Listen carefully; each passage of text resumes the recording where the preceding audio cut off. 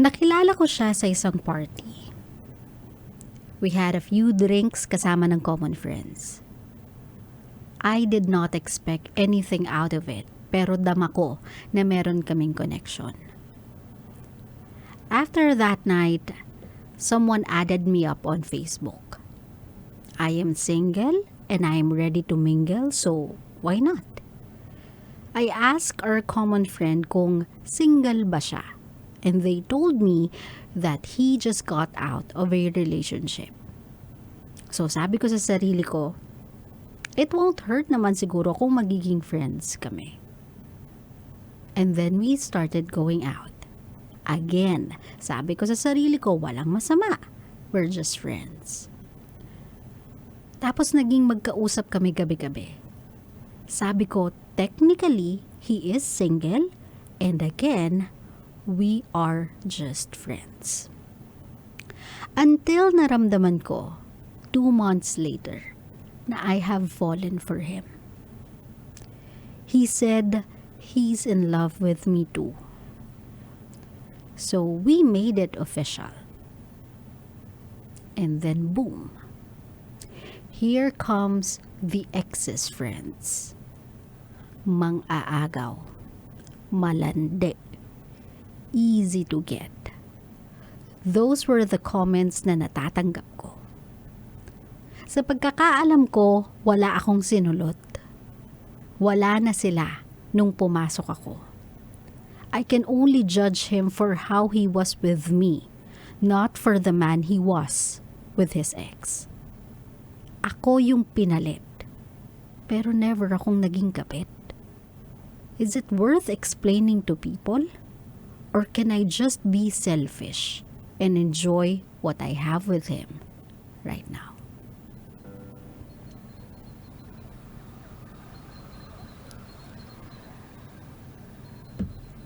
My love, sa ganitong sitwasyon, kapag ikaw yung new love interest ng isang tao na sabihin na natin, kagagaling lang din out of a relationship, and it just so happened that after 2 months, you felt like you guys had a connection. When you started going out, technically, single na rin naman talaga siya. You started going out and you liked what he offered on the table. You like his personality. You like everything about him. So you click. And then you became the girlfriend. Sa ganitong sitwasyon, my love, I find it unfair when you go after the new romantic prospect. I find it unfair kapag ang tinitira ninyo ay yung bagong love interest ng tao.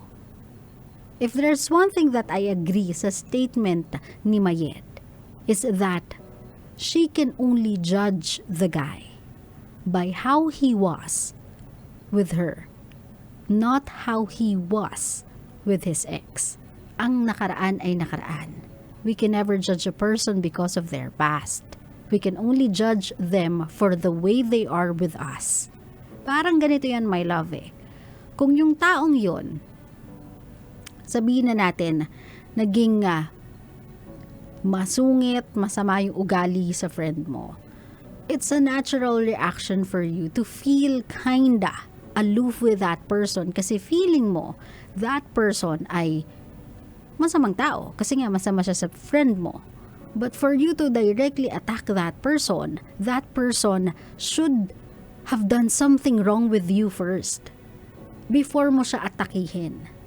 Kasi kumbaga, labas ka sa kung ano yung naging relationship nilang dalawa eh. You are a different person, you are a different relationship from that person.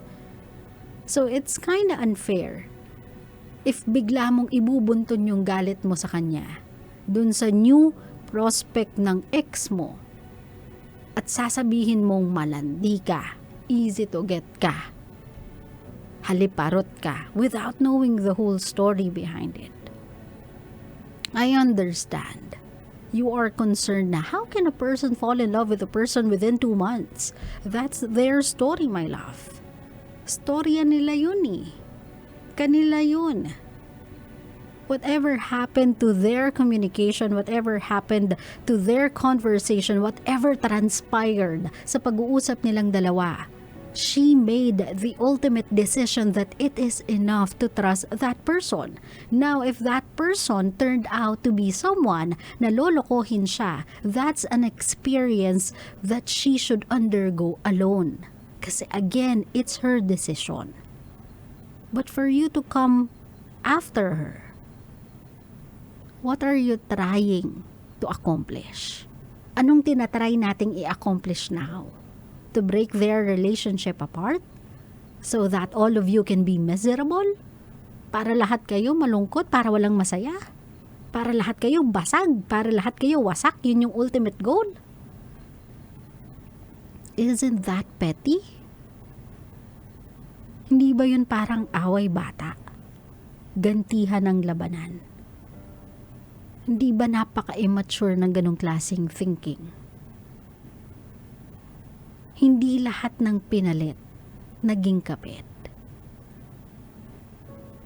Minsan dumating lang sila sa eksaktong panahon at pagkakataon, hindi nila gusto na ikabit yung storya nila sa nakaraan. Gusto lang nilang gumawa ng bago. So stop attacking those people who has technically nothing to do with the previous relationship. Get your storyline in check. 'Di ba? Tignan niyo yung timeline. Kung meron ba talagang nag-overlap, kasi kung wala, kayo yung mali for attacking that person kasi ginudge niyo siya without even knowing that person. It's okay for you to hate the ex. Storya nyo yan eh. O diba? Sa inyong storya yan eh. Whatever transpired in your story, you must have a good reason to hate this person. But for you to hate the new relationship just because siya na yung bago, siya na yung love interest, just because itong taong to ginagawa sa kanya yung mga bagay na hinihiling mo from your ex, that is unfair. That is petty. That is childish. That is immature. And if I'm not mistaken, that is a sign that you have learned nothing sa lahat ng pain na pinagdaanan mo. My love, if you have a certain anger or hate towards your ex, huwag nyo i-channel yung anger na yun. Huwag nyo i-direct yung anger na yun sa mga bago nilang karelasyon. Kasi it shows more about your character than the character of your ex. Parang pinapatunayan mo lang na tama yung naging desisyon ng ex mo na iwanan ka. Naging tama yung desisyon ng ex mo na tapusin yung relasyon ninyong dalawa. And no girl, no woman, no person, regardless of gender, should ever beg nor confront someone just because of another person. Kung itong taong to niloko ka, kung itong taong to iniwan ka, kung itong taong to pinaiyak ka, huwag mong ibaba yung sarili mo at i-confront yung tao sa paligid niya. That's beneath you, my love. Nakakababa ng dignidad yan. Nakakayurak ng pagkatao yan. You were raised better than that. So it's about time that you act like you were raised better than that. Klaro, my love? Para sa iyo, Mayet, na inaatake ng mga kaibigan niya, it's not selfish for you to enjoy the current relationship that you have. I applaud you for having the mentality, the maturity na tanggapin that the person in front of you right now can only be judged by his actions towards you sa time being na magkasama kayo. Not for the way he was, not for his past. I applaud you for that kind of maturity and I want you to continue on that. Do not let anyone snatch your happiness away from you. Itong mga taong to na sumusugod sa'yo, itong mga taong to na may sinasabi tungkol sa'yo, they know nothing about you. So whatever they say, walang bearing. Whatever they say, wala silang basis. Magmumukha lang talaga silang latang maingay. Ganon kasi, kapag ang lata walang laman, maingay sila. So hayaan mo silang maging latang walang laman. You don't need to explain yourself to anyone. You don't need to justify your happiness to anyone. Just make sure that the communication between you and this guy is clear. Na wala kayong natapakang timeline, na wala kang natapakang tao, na nung nagsimula kayo, tapos na sila. And when it's clear, and when it's genuine, at dama mo sa sarili mo na what he is showing you right now is genuine, then enjoy your newfound happiness. My love, everybody deserves happiness. In this chaotic world na sobrang daming nangyayari ng negative, nakaka-pressure, it's about time that we give ourselves a chance, a shot at happiness. Happiness, no matter the cost, and no matter what it takes. Kung hindi magiging masaya yung mga tao sa paligid natin, kasi hoda. Diba? Hindi naman nila buhay to eh. Hindi naman nila desisyon yan. Huwag mong ibigay sa kanila yung satisfaction of seeing you sad just because they think that no one deserves to be happy. Because you do. You took a shot at love. You are risking your heart. You made a decision based on what you feel is right. So do not let anyone to tell you that you are wrong.